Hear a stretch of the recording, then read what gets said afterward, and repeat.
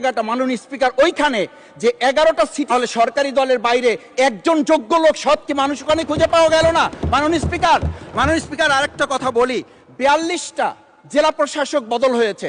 মাননীয় স্পিকার এই পাশ থেকে প্রায় কথা বলি যে এখানে বলা হয়েছে যে মানে আমরা সবাই মিলে বাংলাদেশ যখন বলি সবাই মিলে দেখি টেবিল চাপড়িয়ে আমরা এই মহান জাতীয় সংসদকে খুবই সরগরম করে ফেলি।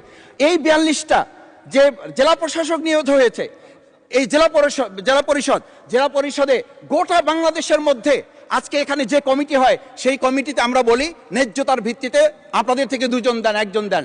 মাননীয় স্পিকার খুবই বিনয়ের সাথে জিজ্ঞেস করি, আমরা কি সেই নতুন বাংলাদেশের দিকে যেতে পেরেছি যেই বাংলাদেশে এই 42 জন জেলা পরিষদের একজন জেলা পরিষদকে আমরা কাউকে খুঁজে বের করতে ওখানে ন্যায্যতার ভিত্তিতে দিতে পারলাম না? মাননীয় স্পিকার আমরা তত্ত্বাবধায়ক আমাদের অন্তর্বর্তীকালীন সময়ে যখন 1-2 জায়গায় এরকম প্রশাসক নিয়োগ হয়েছে আমরা বললাম এটা সংবিধান লঙ্ঘন এবং এটা গণতন্ত্রের সাথে সাংঘর্ষিক।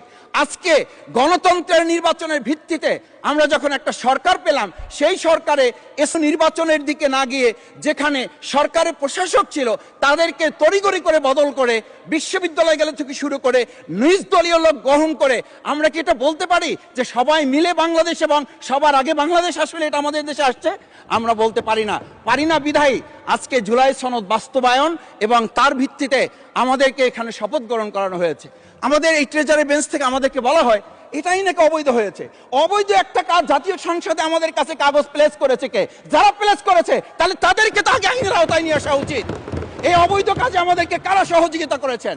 এই অবৈধ প্ররোচনা আমাদেরকে কে দিয়েছেন? এটা তো আমরা জোর করে কেউকে ঘরের পকেট থেকে আমরা নিয়ে আসি নাই। মাননীয় স্পিকার আমি তো বাউফল থেকে আমার এই মানে সংস্কারের শপথের জন্য আমি তো কাগজ বাউফল থেকে নিয়ে আসি নাই, এখান থেকে দেওয়া হয়েছে। মাননীয় স্পিকার সবশেষ বলবো আসুন সময় থাকতে নাহলে।